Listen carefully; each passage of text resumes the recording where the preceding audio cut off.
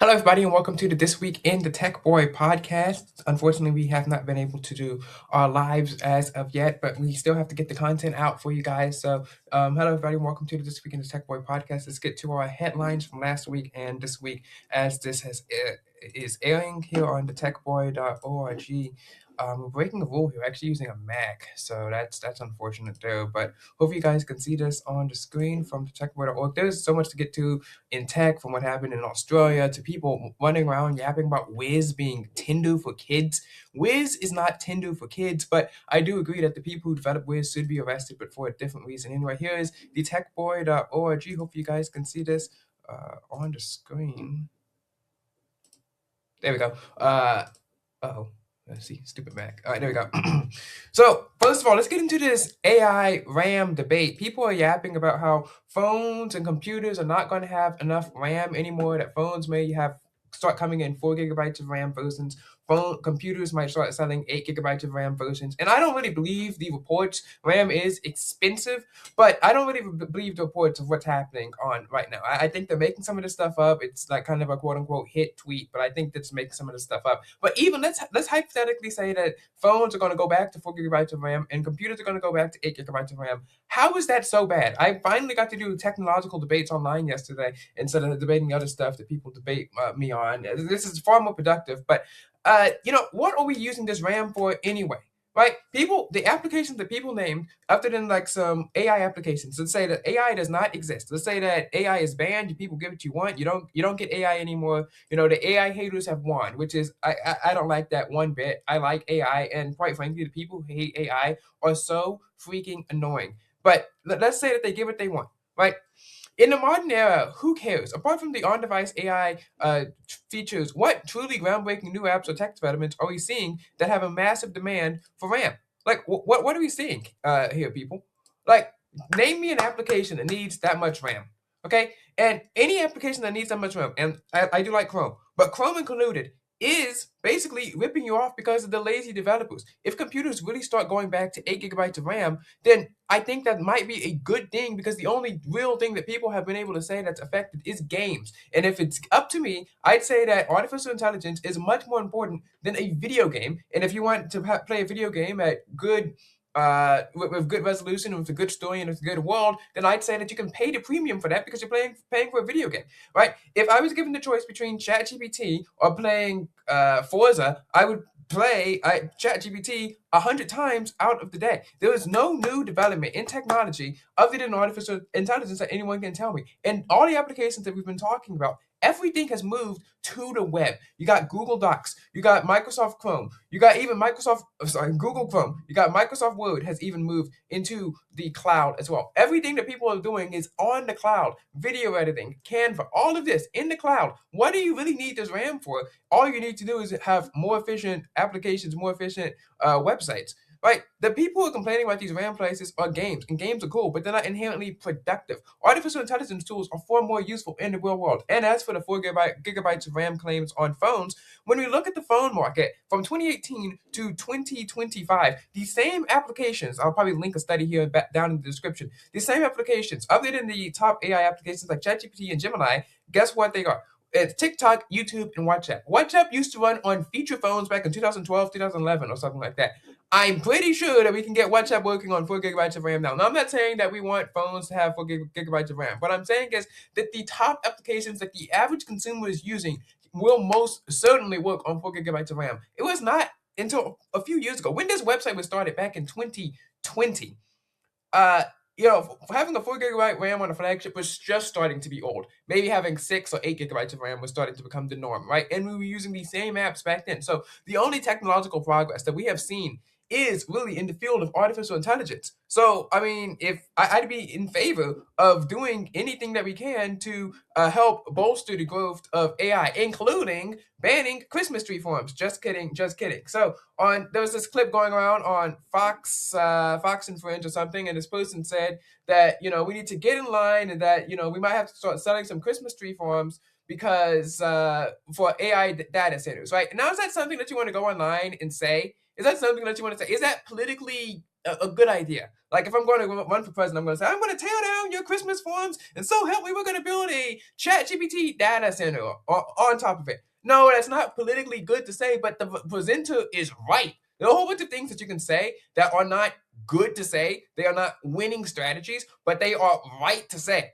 Hot take here, guys, but artificial intelligence has done more for me in the 3 years that I've been using it since 2022 than a Christmas tree ever has and ever will do for me. Now, I'm not saying that we should burn down all the Christmas tree farms. I'm not saying that Christmas tree farms should be outlawed. I'm not saying that we should cut down every tree on planet Earth, even though if we did that, we'd still be fine. We'd still live, right? The carbon and climate change, blah, blah, blah, all that stuff is just taking in by the sea. We'll live. Okay. One of the things that these AI haters apparently forget is that water comes out of the sky, right? So, water is actually free. So when everyone's arguing, oh, AI uses too much water, are they under the impression that artificial intelligence takes water and then just kind of shoots it up into the sky and then you never see it again? Like that. That's not how this works. But back to this. There's some things that you just can't say, but like she probably shouldn't have said that on news on stream because now you got people outside freaking out. Oh my goodness! Oh, what won't you think of the poor Christmas trees? But I mean, come on, people. Come on, let's be honest with me here. How much useful is a Christmas tree to you? And she's not saying ban all Christmas trees. These are real Christmas trees. Okay, I've never had a real Christmas tree in my life, but I'm pretty sure that they're nuisance. You got to cut it down. The thing smells. Then you have all those piney needles in there. It's probably a fire hazard. You got to bring it in and you got to throw it out for firewood on like January 1st. As for a fake artificial Christmas tree, which if you keep it well, if you treat it nicely, that can probably last you 6, 7, 8, 9, 10 years. Like, I mean, even 20. I mean, how long do you think these trees are going to be lasting? And these Christmas trees serve no purpose other than to put gifts under. Oh, they smell nice. Buy a candle. Okay, if you guys, if it was up to me, and I was given the choice between Grok or a Christmas tree and having my house smell nice for like 30 days, I'm gonna be choosing Grok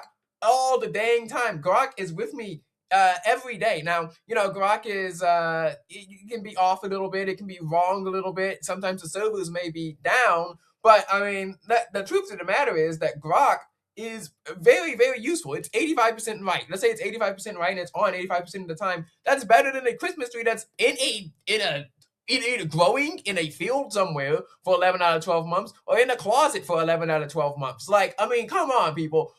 Now, all this pearl clutching over a Christmas tree is just ridiculous. Okay, now I know people are going to attack me on this before because, it has been a horrible week, a absolutely horrible week. I'm just getting roasted for every single take that I have. But, I think I'm going to commit to that now. People say that my takes are horrible, and I think, that's something that's good. Actually, it's good for someone to say stuff that people don't like to hear. That's actually good. Okay, I'm not gonna stand here and go with the status flow of crying about some dang Christmas tree. If they told me that Christmas stockings were going out of business because of artificial intelligence, I'd be like, who gives a crap? I don't care about your Christmas stockings. And these same people who like the Christmas trees are going to be like, oh guys, let's deck the halls and put up all these lights. Oh, so that kind of wastes a lot of electricity. What are you trying to do? Signal a dang helicopter that your house is right here and with all these LEDs? Like, I mean, come on, man. That is I don't really know what to say to these people, but I do know what to say to these people about the Australian social media ban. It was so funny. The Prime Minister of Australia was literally sitting there talking about, hey guys, we're going to ban social media. And then the teenagers told him, actually, we're going to get around it. And absolutely wholly based. I talked about this on when I got kicked off of Not the Bee back in April of 2024. Right? Maybe it was March. It was a horrible, horrible spring. But I talked about this, that the kids are like weeds and we are resilient. We are going to find a way. And Team Pack and I stand with the teenagers of Australia. I know you guys probably can't hear this because I'm not on YouTube Kids, but I am here for you and I am with you. In fact, within 16 hours of the ban, going around those reports that people were getting around the ban already, because we teens are resilient. We are like weeds. We will always come back. We are like the Kidsborough teens.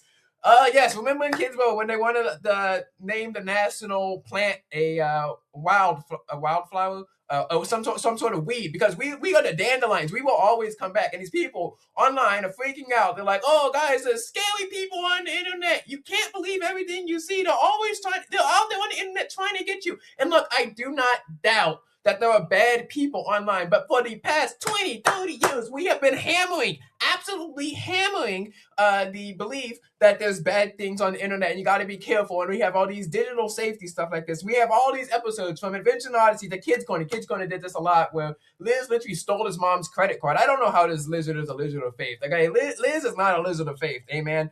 But he stole his mom's credit card to buy something, and then they moved his computer to the other room. But technology is so useful, and it connects us. And like I said, there's some things that you just cannot say aloud because people think that you're creepy, and people think that you're wrong. People think that you have no heart, but I'm not creepy. I probably don't have a heart, but that's neither here nor there. But I believe that teenagers should be able to access any non-illicit, non-pornographic digital service on the internet that they would like to, okay, in Australia. Any person who is sane, I'm sorry, any person who is sane is not going to be chatting to someone on the internet and giving them like their full address without vetting them, without going through a proper vetting procedure, right? They act like that these teens are stupid, but the thing is that the media goes around, and I know I talked about how everyone blames the media, but this is an actual thing that the media does. The media goes around and finds the dumbest teens who do the dumbest stuff, and then they get amplified, and then they panic, and then all the parents panic. Oh my goodness, are these crazy people on the internet? In all my 19 years,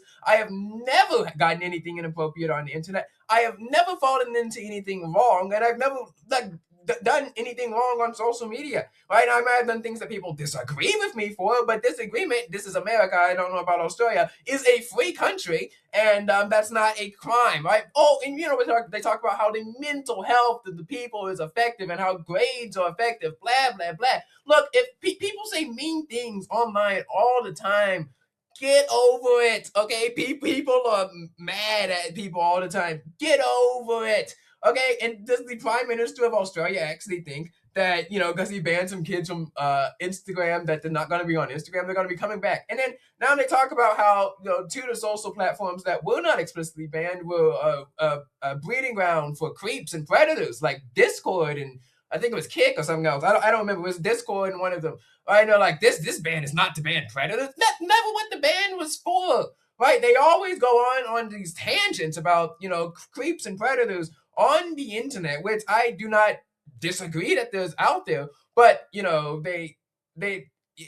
you ever want to push back on something like this, like if I want to go online and say, hey guys, I think that teenagers should be allowed to use the internet, I think that teenagers should be allowed to use Discord, I'm against parental control applications. If I say that online, they get super mad at me and impute things on me that are decidedly and avowedly not true. And now you could say that could be affecting my mental health, but I'm fine with that because I know that under the law I'm innocent until proven guilty and I haven't done anything wrong. Look, I just have a belief structure, and I built this company since I was 13 years old. It's almost been 6 years since I was 13 years old. And, I do not want to take away advantages from that I had that other teens may potentially not have. And I believe that it's actually one of my big regrets that I didn't get on Instagram sooner. I know some people are like, what? But, if I had been able to do that, I would have been able to bridge the gap from, my basically offline, in a parallel universe upbringing faster than it would be now. And, we probably wouldn't have had so many situations happen like in the SALTW universe, which are, funny and might make me money, but, we'd be in a better state overall now. And, I mean, the teens of Australia are probably just going to go back and revoke, either circumvent these bans, or they're going to go back and go back to the Web 2.0 era, build their own websites, and have their own comment sections on those websites, right? And I probably think that the teens of Australia are going to be fine, not because of the social media ban. I don't want to see people, oh, guys, look, when we took phones out of school, test scores improved. Do you really think that has anything to do with the phones? In schools, people are not magically getting smarter because they can't use a phone 30 minutes in lunch. Now, obviously, you're going to get smart if you can't use them in class, but I've always been for that you shouldn't be able to use your phone in class. And thus, it's part of the lesson instruction lesson. Like one time we did this thing, I took an art class, and we had to do photography. Obviously, it's super expensive to go out there and buy 10, 12 cameras for people, so they had us go out and use our phones for the photography section of the art class, right? But apart from things of that nature, I would be fine with banning phones in the classroom, right? I'm not totally bought and paid for by Team Peck. But I honestly think it's ridiculous that people, when I talk about how I want teens to be on the internet, go out there and impute evil intentions on me, which is obviously not true. When you talk about these evil intentions, Reddit is trying to do the best for its shareholders. They want Reddit to be allowed for the teenagers on in Australia. Now, the teenagers on Reddit are crazy and weird, yes, but I also think it's a great website. So many people on my side hate Reddit. They think it's a cesspool of idiots, and that is true. But it's a great cesspool of idiots because I can troll people on it. And trolling is one of my one joys that I have in this life. The second after being podcasting, it's so great. And I think we need to have more trolls rise up in Australia. I mean, you live in Australia. Okay, what are we doing? What you live like in a desert? What do you want them to do? The people who always are against these digital platforms for teenagers, they have never given any actual solutions to which they expect the teens to do. Like, they never give a single solution on what they want them to do in their life. They never say, hey, we want you to go out and have fun or something like that. They never tell you what they want you to do. I'm trying to pull up my notes here.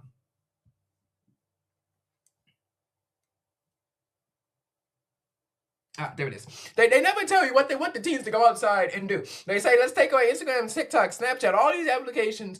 And they never say, okay, and then what? Oh, you can go out there and socialize with people. Are you under the impression that the real world has died and that the virtual world has taken over? The real world still exists. And newsflash here, the real world sometimes sucks, right? And when we talk about this, back to the Christmas tree farm, if you really want your Christmas tree farm, if you really want to have the nice smell, you want to go out there and cut down the Christmas tree, I'll be nice to you. You guys can have your own artificial intelligence virtual reality Christmas tree with some kind of smell technology. We put you in an Apple Vision Pro, we put you in a Galaxy XR, and then you can use your Christmas tree for that as well. But then people are talking about the Wiz application, which is not they're calling it Tinder for kids. Who said that? Wiz is not Tinder for kids. Wiz is not a dating application. I've been on the application for a year, and they're like, oh my goodness, they're so creepy. Everyone is such a creep because they like Wiz. They want to indoctrinate the kids. Well, you can't just call something Tinder for kids and it not be Tinder for kids. It is not Tinder. Okay, that'd be like calling TheTechBoy.org Tinder for kids because they allow a comment section. See, guys, look, TheTechBoy.org is a creepy website. What on earth? No, Wiz is not Tinder for kids, guys. It is a friend-making application. Like I've said countless times, Instagram, please implement this. It would be so much better because you already have the data. You can already group the people together. Instagram, if they comes into a friendship-making application, would make so much money, but they don't do it. I don't know why. I mean, you always got Glaze Force One over there in the comments of like 15% of like girls' posts. Like guys, actually allow them to act on this and create meaningful friendships with each other. But Wiz, the people are calling for the Wiz developers to be arrested.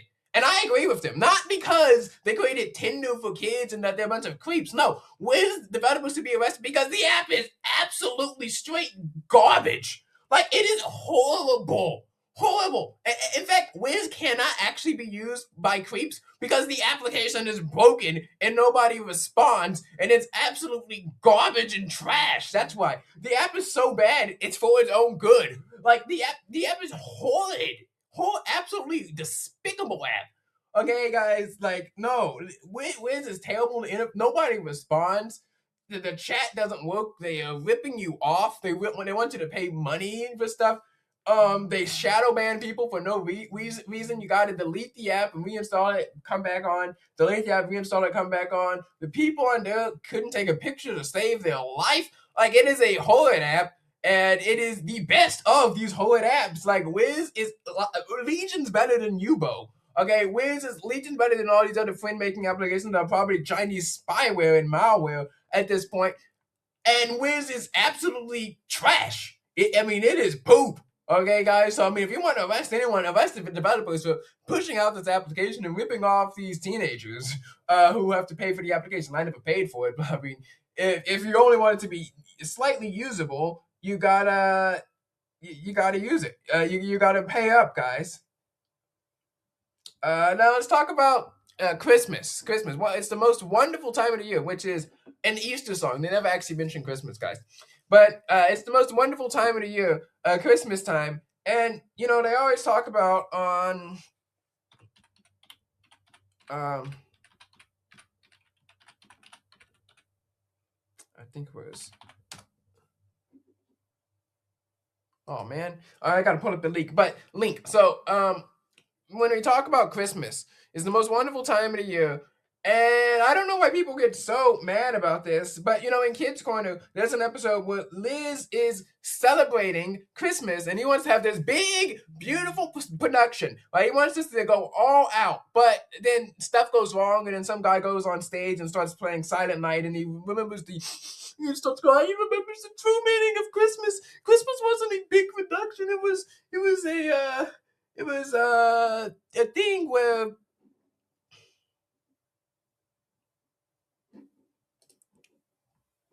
Christmas wasn't a big production. It was just a small thing.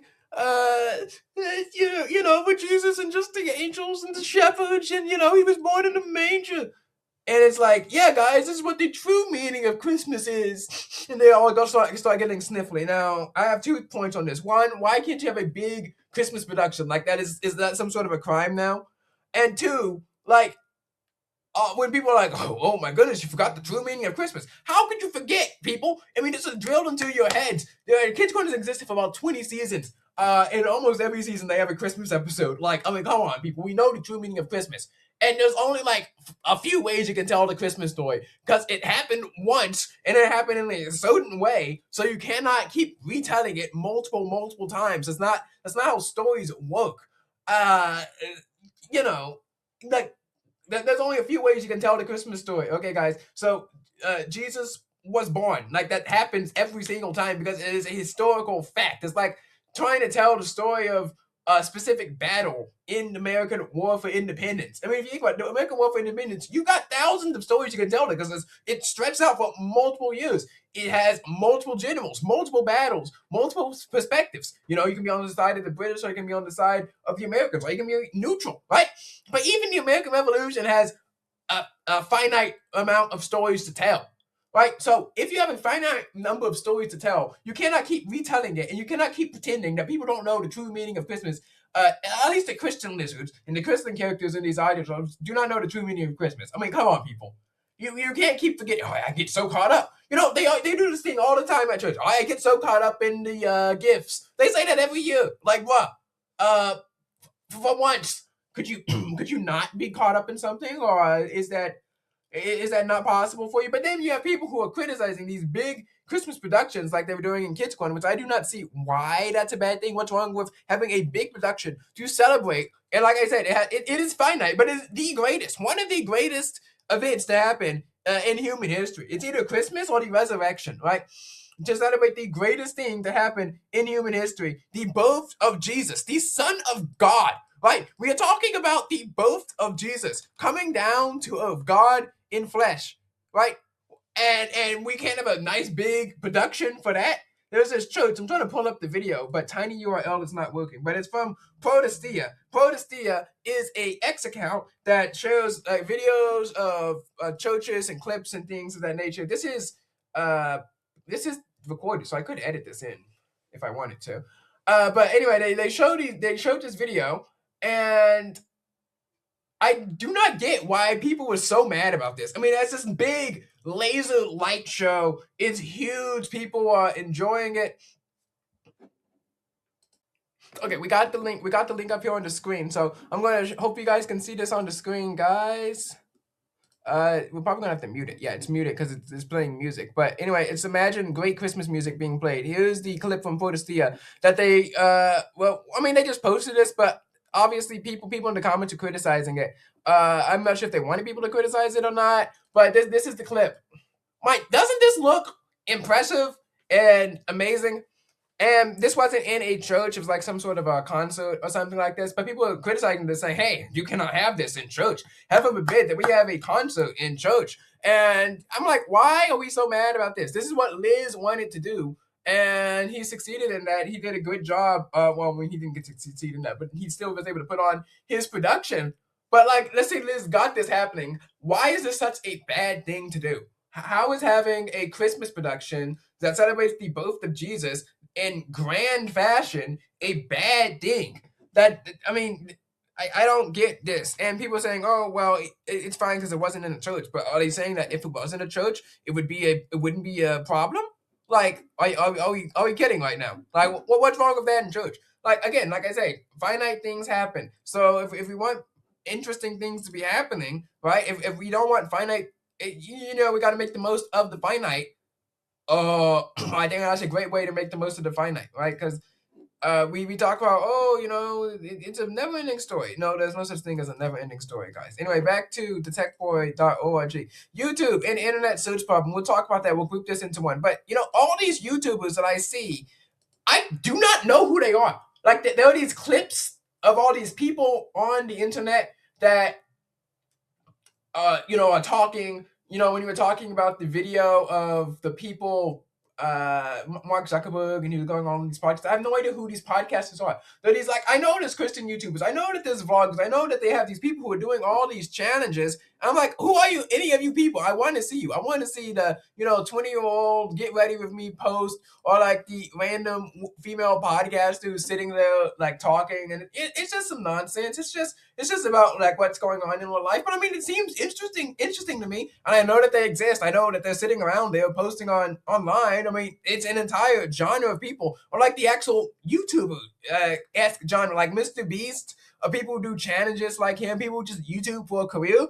I don't see any of them. I just see like the same 5 or 6 YouTubers in my feed every day, and it's really sad. I can't show you because this is not my computer. But YouTube is the premier video hosting site. I have such a wide variety of interests that I think I should be getting something new every day. I'm not really seeing anything new, so it kind of makes the internet kind of feel so very sad. I got interest from tech to podcasts, slices like hacking, OSINT, history, sports. I'm only getting a feed geared to only a few podcasts that's only geared towards a certain genre, right? And people always blame the algorithm on TikTok, and I'm all in jumping on TikTok and blaming the Chinese communist scrolling application. But I mean, come on, in the United States of America, we need our algorithms to be better. Like, please. I like watching these channels by people I've never heard about. I was watching these like documentary about Aisha Speed, and I learned what scandals they have participated in. Maybe they'll be talking about some sort of TikTok with 2.2 million followers, and like, where are these podcasts? I've never seen any of you a day in my life. Like, I didn't even know who Aisha Speed really was until like a few weeks ago. Like, and he's huge. Apparently, he caused some sort of riot in New York or in some other city. Where he just goes around, screams, barks like a dog. He likes soccer. He likes Messi or Ronaldo. I can't remember, but he likes one of the soccer players. And like, he's a huge YouTuber, Twitch streamer. With Twitch, it's even worse. Like, who are even these streamers? Streamers are such a big thing. You got people on live stream fail getting clipped, and you're like, wow, I can't believe this person said this. And I'm like, who the heck are any of you people? And these interview podcasts, you guys go right now. You pause the video. When you type interview podcast into YouTube, what do you see? You see these huge interview podcasts, and if you're like the vice president of the United States, but you don't really see anyone like any of these like still big YouTubers, but like not huge, not like VP level, interviewing people. Like, who are any of these people? Right? And you only get the really big channels. And I know full well that there are these Christian YouTubers and podcast hosts, kind of like focus on the family, but like for YouTube, younger people, these Christian YouTubers don't just talk about the Bible and like how 6'7" is actually the act of is actually the devil. Actually, 6'7" is the mark of the beast. You didn't know that, guys, but 6'7" is demonic. And it's a demonic trend that has taken over the youth of America, apparently, according to some Christian YouTubers. So obviously that's fake, false. But I mean, right? You're not just Christian YouTubers who don't just talk about the Bible, but I have no idea who any of these is. And the internet is such a vast and wonderful and beautiful place, but I have no idea who any of these people are. It takes us back to the internet's search problem. The internet is amazing. It is one of the greatest inventions of the 20th century. Right? You can access people, information, things that cannot be found so easy in an analog era. But like, if you want to write about someone's day-to-day life, preppy lives, you want to go back in time, you want to know what life was like back in like 2007, you want to know stuff like that. Good luck, Charlie, on that one. You're not going to be finding anything out. You want to know what the best gadgets are on the internet that aren't just like a cell phone or like some stupid Bluetooth speaker? Good luck on that one right there, right? And I'm not calling for a return back to the entire walled garden internet approach where you have like AOL, MSN portal. But the internet has a huge search problem, guys, and it's high time that we admit that. You cannot find anything really online that really piques your interest. I was researching how to become a TV show writer, right? I want to have my own television show. You don't really see much about that. Maybe you get like, hey, I saw like these 3-minute videos. How's that in depth? I want to really know who behind the scenes, what life is really like to become a television show writer, or the tech behind the scenes. What was tech like in the 1980s? Or behind the scenes, what was it like being a preppy kid in 2007 in 11th grade in high school? What was in like New Hampshire or something? Like, you really want to know these in-depth things, and not just like overall analysis, overall some boring little news story that no one really cares about, overall someone's horrible hot take. No, I really want to know what's going on behind the scenes. I want to know what's going on. Well, what is the interesting thing that's happening in life, and not just the surface level boring. I think that's what the problem is, that we have a lack of innovation. And take it back to the gamers and the RAM and the internet and videos and all of this stuff. It's just like video games. If I'm going to sit down and play a video game, I want something to be immersive. I'm looking for like these high school in United States, not Japan, not anime, United States high school simulator open world games. Now, wouldn't that be so cool? Or like this great open world game where you can be your own character and you're not like a Roblox person. You actually look like a person. You can go out and simulate life with all these like jump cuts and stuff. And it's actually fun to play, and you can do things. Maybe you can simulate your own economy.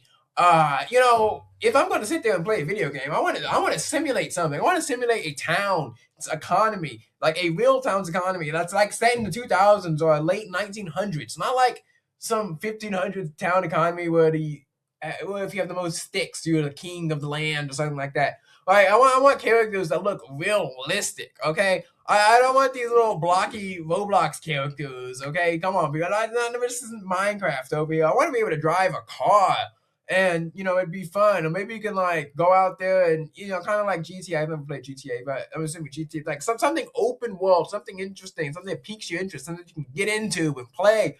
Like imagine you have a high school election simulator game, kind of like the campaign trail, right? But like realistic. You have to get out there and answering the questions, answering the press. Wouldn't that be fun? Wouldn't it be interesting if we spent game development efforts like that towards that, or use artificial intelligence efforts for that? And I really did this. I thought it was so much fun doing this with artificial intelligence. It's not as good as doing it in 3D or having like some sort of just African life, something like that. But interesting, like kind of a social platform where you interact in 3D and you have your own avatar. So much fun. But we don't really have that anymore because no one really grasps for the stars. No one really wants to innovate. Like when I was talking about the gadgets, right? In 2001, you had the cybercode. The cybercode, absolutely great, marvelous piece of engineering. Where have the gadgets gone? And I know that they've been replaced by our phones. But apart from that, where have the gadgets gone? You want to look up some tech gadgets? I'm on a tech review website. I don't want to keep running the same little news programs. I don't want to keep doing the same Samsung newsroom stuff. I don't want to do that. I want to look into some gadgets. I want to do some stuff for fun, right? And we don't really see much of that anymore. It's so sad. Like where has the tech gone? Where have the gadgets gone?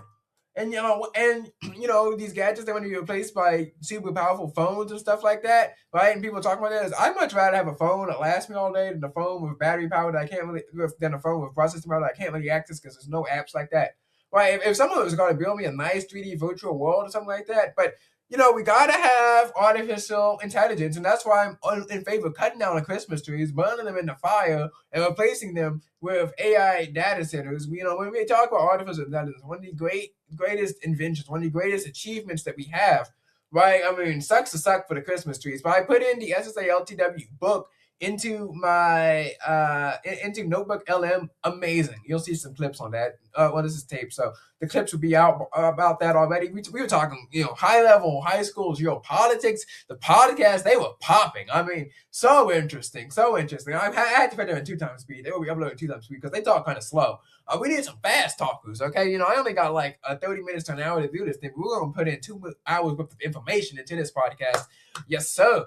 But you know, I also put in the SALTW book, and I was like, hey guys, let's turn this into a game where you can simulate being president. So you could be either Vera, you could be Allison, or His Highness, His Majesty, President Ethan Shea. Yes, sir. And you can either try to run as them, or you can also try to run as Molly and help President Allison win the election.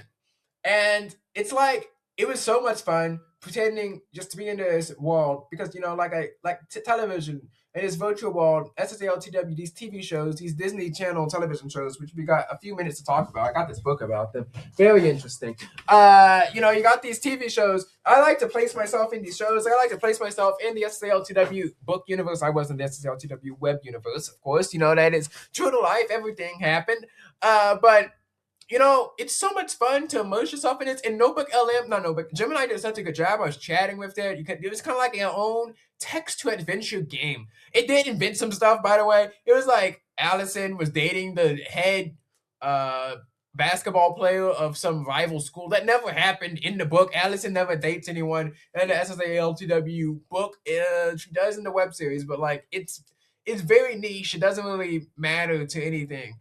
But it was so much fun. If we can tweak artificial intelligence to be so much better to turn my book into a full 3D world video game, I don't care if it doesn't have the human touch.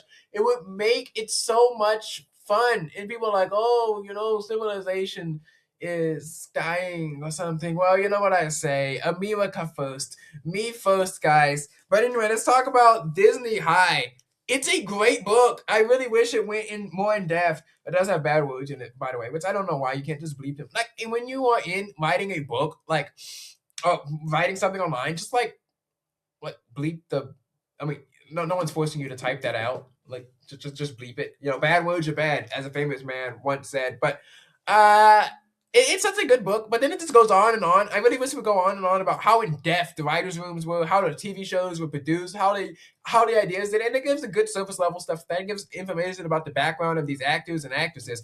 But it goes on and on and on about the alleged racism that certain actors and actresses, the teens actresses, put in on the book, and the allegations are so funny. So Raven from That So Raven, she had her own TV show where she was the central character of her own TV show, and she's black. So famous racist at Disney Channel over there whining about a black person having a TV show. Yeah, famously racist, giving someone who's not white a TV show. The great racists of our time would always do stuff like that. But they were whining that she wasn't in some sort of a lineup in a picture that had 9 actresses in it. So there was a magazine that the author was whining about, not Raven herself, but the author of the book was whining about how she was in this magazine that had all the Disney Channel actresses in it, and the magazine she was on the cover, but you kind of had to pull it out. Do you ever wonder why? How on earth are you supposed to fit 9 people into one magazine cover? I mean, fitting 8 is an accomplishment. Okay, she was still in the magazine. She still has her own television show, and of course they were whining, saying that, people were saying that they got digitally edited to make her look better or whatever. I don't care. Big whoop. The thing is, this is a television show. You want people to watch the television show. I don't care, quite frankly. And she was talking about these other allegations. Oh, they didn't have enough, people of color or women in the writers' room writing the television. What is the show good or not? I can care less how many people you have in the writers' room. I could care less what race or gender they are. I could care less. If you just have, 5 black women in a TV show and they're writing a great show, good on them. If you just have 1 white man in a TV show, he's up 24/7 writing a TV show, good on him. If you just have 3 Asian two men and one woman writing a TV show, and it's good on them. I don't care about the racial hierarchy or dynamics of a Disney Channel show from 2005. Like, bruh, who cares? Who gives a crap? No one. No one gives a crap. I really would wish that these authors would stop imputing that into the books and would just go more in depth. But it is such an interesting look at the history of Disney Channel and these television shows that we beloved. And I really wish that they bring back these sitcoms. Come on, guys, let's make teen sitcoms great again, guys. We need to have more teen sitcoms. It would really make the channels as a whole so much better. And if artificial intelligence can bring us to this future, if we can do that, it would be great. It would be so great. But people sit there and whine about, oh, this doesn't have a human element. I don't care. Once again, right? So you guys can sit there in front of your Christmas tree, in front of a family that loves you, in front of a nice fire, and you can sit there and tell stories, or you can go into the future, which will be artificially intelligence generated, and you're gonna like it. You're gonna like it, everyone. We're gonna have AI TV shows. We're gonna have AI books. And we're gonna have AI Christmas trees, guys. Yes, sir. I'm just gonna commit to the bit now. Have just the most unpopular takes known to mankind. And for our last podcast episode, we're gonna be talking about the MI6 era, the Christy Lamond era, and the era in which we are in now. This very sad and very unfortunate era. But God bless. Tech talk to you later, and we will be back. We're so back, baby. We're back. Wait, we can't. Oh yeah. Wait, can we zoom in? Let's see what this podcast studio lets us do. Okay, where's the zoom button? Oh yeah, there we go. All right, yeah, guys. Bye. Tech talk to you later. Commit to the bit. And Team Pack. SSA. Oh wait, guys. Yeah, guys. We're gonna give Team Pack an endorsement. SSA LTW, guys. Let's go. Stand up for Team Pack in Australia. Stand up for Team Pack in America. God bless. Tech talk to you later.